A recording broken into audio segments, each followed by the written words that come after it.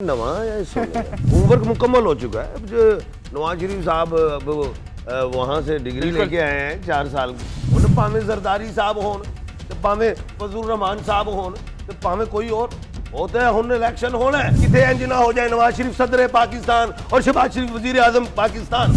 N से ना करे, जेड से ना करे, ए टी से कर ले, जे के से कर ले, नहीं बब्बर शरा, अच्छा अपने नाल ना जोड़ी जा।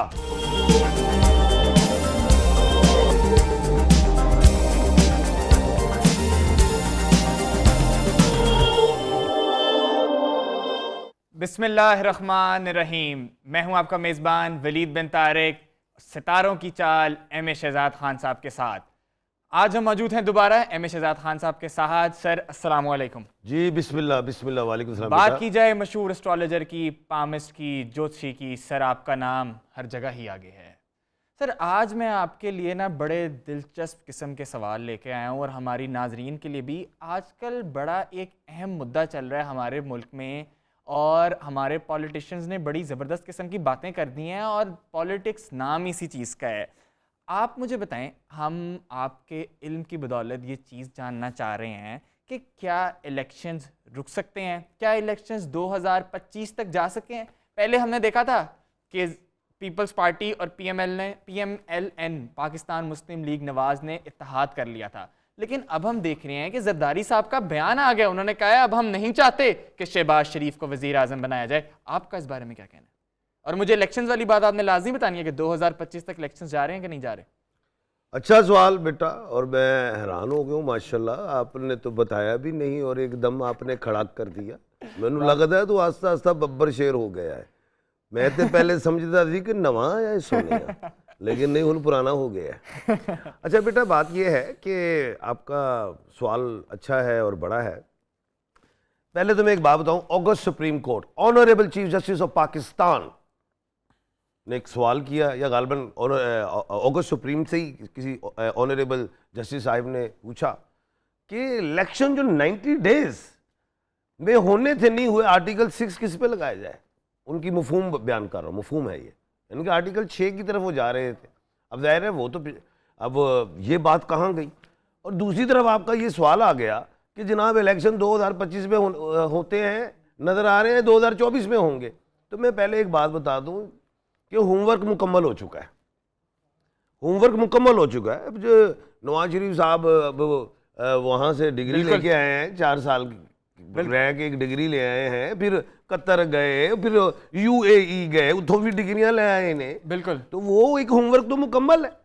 अब हमारे मुल्क में, हमारा अल्हम्दुलिल्लाह मुल्क पाकिस्तान न्यूक्लियर पावर अल्हम्दुलिल्लाह, इसमें कोई शक नहीं है, लेकिन EVM मशीन पे हमारा वोट नहीं, बिल्कुल नहीं है। अब एक आम देहाती भी, पैसे की दुनिया है ना सारी, बिल्कुल शराफिया हो, छोटा मुलाजम मजदूर हो, वो भी अगर आप देखेंगे तो पैसे के पीछे भागता है ना, पैसे के पीछे भागता है। अब ATM मशीन जो है, देहाती भी अंगूठा लगाता है तो पैसे निकल आते हैं, 1 रुपया भी आगे पीछे नहीं होता। नहीं होता। साढ़े इत्थे ही बस से गए कि साड़ी वो EVM मशीन नहीं चलनी, बाकी सी सब कुछ चला लांगे। क्यों नहीं चल दी?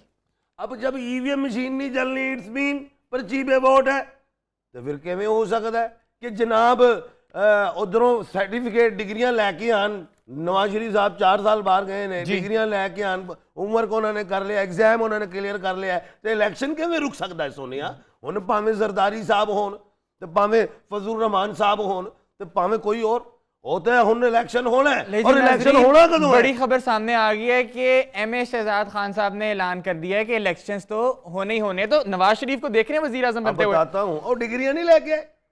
अब बात यह है कि इलेक्शन तो चलो जी मैंने प्रिडिक्शन कर दी है, किस महीने में होंगे अब इलेक्शन? बात है ये इलेक्शन, वो इलेक्शन कमीशन ऑफ पाकिस्तान कहता है जनवरी का आखिरी हफ्ता, मैं कहता हूं जनवरी फरवरी भी हो सकता है, अच्छा जनवरी भी हो सकता है, लेकिन इलेक्शन होना है। अब बात क्या है, इलेक्शन डिले क्यों हो सकता है? जो आपकी भी एक बात है, 2025 में क्या हो सकता है? हो सकता है। क्यों? एक तरफ में कह रहे हैं इलेक्शन होएगा, दूसरी तरफ कह रहे हैं इलेक्शन 2025 भी हो सकता है। क्यों? अगर अल्लाह ना करे। अच्छा। हमारे मुल्क में सिर्फ 2 ही बातें ना, कि अल्लाह ना करे, अल्लाह ना करे कि दहशतगर्दी बढ़ जाए, अल्लाह ना करे। लेकिन हमारी पाक फौज में इतना दमखम है, 20 साल प्रोफेशनल है, अल्हम्दुलिल्लाह वो निस्तो नाबूद कर देगी इंशाल्लाह। तो एक यही चीज है कि इलेक्शन रुके। अदरवाइज नहीं रुक दे सोने, और हमें अपनी पाक फौज पे बड़ा भरोसा है। और चलें, तो इसका माशाल्लाह मतलब आपका ये हम मुद्दा है। वो है तो हम रात आराम से अपने घरों में सो। अच्छा खान साहब, यानी फरवरी और मार्च के दरमियान आप देख रहे हैं इलेक्शन होते हुए? हाँ, इलेक्शन होंगे। अब बात है अगली, जरदारी साहब कह रहे हैं कि शहबाज शरीफ साहब को बना दिया था वजीर आजम, अब नहीं बनने देना हमने नवाज शरीफ साहब को, अब नहीं बनने देना शहबाज शरीफ साहब को, और पेशन को ही लगाओ। अच्छा पेशेंट है सुना दें सर। सरदारी साहब इकनू रोक रहे ना, मैं दो वेख रहे हैं आंदे इन्हां दे घरों किथे इंज ना हो जाए नवाज शरीफ सदर पाकिस्तान और शहबाज शरीफ वजीर आजम पाकिस्तान। बहुत बड़ी बात कर दी है। इंज भी हो सकता है, वो इकनू रोक रहे हैं, मैं दो ले आ रहे हैं। चलें जी, खान साहब ने प्रेडिक्शन कर दी है कि एक नहीं दो दो आ रहे हैं, नवाज शरीफ सदर पाकिस्तान और शहबाज शरीफ प्राइम मिनिस्टर यानी वजीर आजम। ये हो सकता है। और सुने 12 तो 18 महीने तो अगे मैंने हुकूमत नहीं दिखाई देती। अच्छा फिर दोबारा से हाँ जी, अभी पेशन को ही आगे चलो। अच्छा मैं ना थोड़ा सा इस तरफ आना चाह रहा था, मुझे बताएं नवंबर का महीना आने वाला है, ठीक है, मैं ये जानना चाह रहा हूं कि किन नामों के लिए ये क्या कहते हैं अहमियत का हामिल है। बेटा मैं आपको खुली सी एक बात बता देता हूँ, टॉरस वाले अच्छा जो हैं वो उनके लिए कोई इतना ये अच्छा नाज़रीन नहीं के लिए है। बड़ी अहम बात है, मैं चाहता हूँ कि इतना अच्छा नहीं है 15 नवंबर तक। और बाकी लिब्रा भी कोई इतना मज़ेदार अच्छा नहीं है, लिब्रा और वर्गो भी कोई इतना मज़ेदार नहीं रहेगा। आज मैं एक ऐसी बात करता हूँ, मुल्क में क्या पूरी दुनिया में तलाकों की रेशो बढ़ गई है, डाइवोर्स की रेशो बढ़ गई है। इसको सिर्फ कैमरे में देख के जरा हमारे नाज़रीन को बता दें। इसको रोका कैसे जाए? इसको रोकने का तरीका यह है कि हम जब शादियां करते हैं, हमारी जो माएँ हैं वो रिश्ते ढूंढने जाती हैं, बच्चियां अच्छी मिलें या लड़के अच्छे मिलें। अच्छा उनको चाहिए कि सबसे पहले वो नाम नॉलेज ऑफ जफर से, मेरे पास ये है, कोई भी अगर साहिब इल्म है उससे मैच करवा लें कि नाम ठीक है। अगर नाम ठीक नहीं और बच्ची आपको पसंद है तो नाम चेंज कर लें। अलिफ आइन लाम वाले लोग आपस में शादी ना करें, जैसे आमिर है वो आमना से ना करें। ये अगर सेम अल्फ़ाबेट वाले लोग आपस में शादियां करेंगे तो वो 80% फ्लॉप हो जाती हैं। डबल एम ना करें, मोहम्मद हैं और महमूना आ जाए, प्रॉब्लम आएगी, थोड़ी सी हो जाती। यानी कि मुस्तफ़र इस तरह आइन के अलावा फिर बे में डबल बी, हाँ ये चल जाता है जोड़ा। इसमें कुछ और बातें क्योंकि विनस से रिलेट है, फीमेल प्लेनेट है। उसके बाद अगर हमारे एच और एच ये ना करें, ये इनका उतार और चढ़ाव ज़्यादा रहता है, शादी फ्लॉप की तरफ जाती है। उसके बाद आप चले जाए मीम में, वो बता दिया था। अच्छा उसके बाद आ जाएगा वर्गो वाले जो हैं, पे वाले आपस में कर सकते हैं, गाइन वाले कर सकते हैं। उसके ऊपर हम जाएं आर और टी आपस में ना करें, उलझ जाएंगे। गो के ये वीनस है लेकिन उड़ जाएगा काम, मिजाज नहीं बनेंगे, हवाई रहेंगे, जज्बाती रहेंगे। जेड और एन ये आपस में कर सकते हैं लेकिन जेड से ना करे, एन से ना करे, उसमें लॉसेस हैं। फे एफ जुपिटर है लेकिन दो फे आपस में लड़ेंगे, तबाह हो जाएगी शादी। अच्छा उसके बाद हम जाते हैं जीन खे और गाफ आपस में कर सकते हैं। एस और एस आपस में बचे, तलखी रहेगी। डी और सी वाले जो हैं ये आपस में ना करें, प्रॉब्लम रहेंगी। अब वो मैं नाम बताने लगूं कौन सी ऐसे बुर्ज हैं जो बहुत लकी हैं, जो जिनके साथ शादी की जाए तो वो उस औरत का ऐसा नसीब है कि वो बंदा बहुत तरक्की करता है। वो के तो अव्वल तो ये बात है कि सारी ही अल्हम्दुलिल्लाह बेटियां जिस घर में पैदा होती हैं अल्लाह की रहमत होती है। लेकिन मैंने वो प्लैनेट्स इस तरह जोड़ दिए आप लोगों को आसानी के लिए कि सारी बेटियां के मुकद्दर ठीक रहेगी। लेकिन वो कौन से ऐसे लफ्ज़ हैं जो कामयाब होते हैं ख़वातीन में? अलीफ और आइन वाले लोग, इनके ज़िंदगी में अरूज ही अरूज होता है। आर और टी वाले, पे और गाइन वाले, जीम और खे वाले, इनकी और मीम वाले, ये बहुत ज़्यादा आगे जाते हैं, फलते हैं जी। अच्छा मुझे आज आप बताएं, हमारे कुछ नाजरीन के सवालात आए हुए हैं, अगर आप उन पे भी जरा गौर डाल दें। सर पहला सवाल आया शाहजहां खान भट्टी का रिसालपुर से, 2001 सन पैदाइश बता रहे हैं, 31 जनवरी से। शादी के बारे में पूछना चाह रहे हैं कब होगी? अगले साल शादी, अगले साल अल्लाह की अगले साल नॉलेज ऑफ जफर से बता रहा हूँ जी। अब्दुल राफे साहब 1993 तारीख पैदाइश है, वालदा का नाम फातिमा है, पूछ रहे हैं मेरे फ्यूचर के बारे में कुछ बता। बाहर के मुल्क चले जाओ, पावर है बहुत जी। अली कामरान वालदा का नाम फातिमा है, पूछ रहे हैं कि मेरे बीमारी कब जाएगी? अल्लाह खैर करे। ये जिस्म की जिस्मानी चोटों और हादसात से बचना, एक इंटरनल ऑर्गन से डिजीज होती है, एक्सटर्नल इंजर्ड होते हैं लोग, इंजर्ड होने से बचना, इंटरनल ठीक हो। शाइस्ता नवीद वालदा का नाम जैनब बताती हैं, पूछ रही हैं कि आगे फ्यूचर में कौन सा सब्जेक्ट उठाऊं, पढ़ाई शुरू होने वाली है ग्रेजुएशन की। ये चली जाए कैलकुलेशंस में, उसमें इनको फायदा रहेगा। ठीक है जी। कैलकुलेशंस, जैसे MBA फाइनेंस होता है, इस तरह की चीज।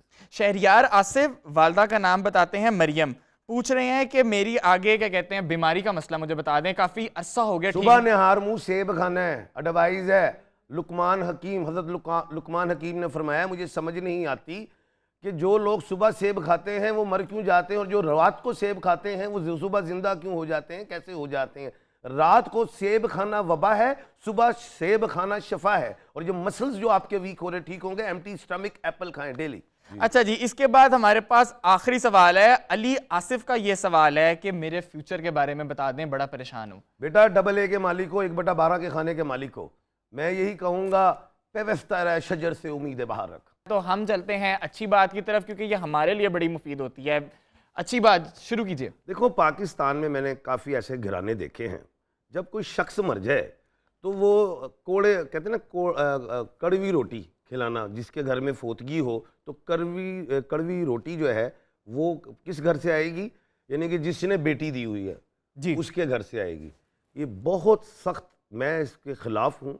और मेरे ख़ानदान में भी डेथ्स होती हैं, सब ने जाना होता है अल्लाह के पास।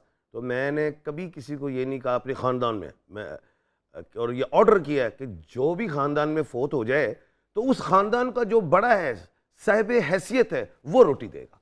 तो ये रिवाज मैंने ख़त्म किया है।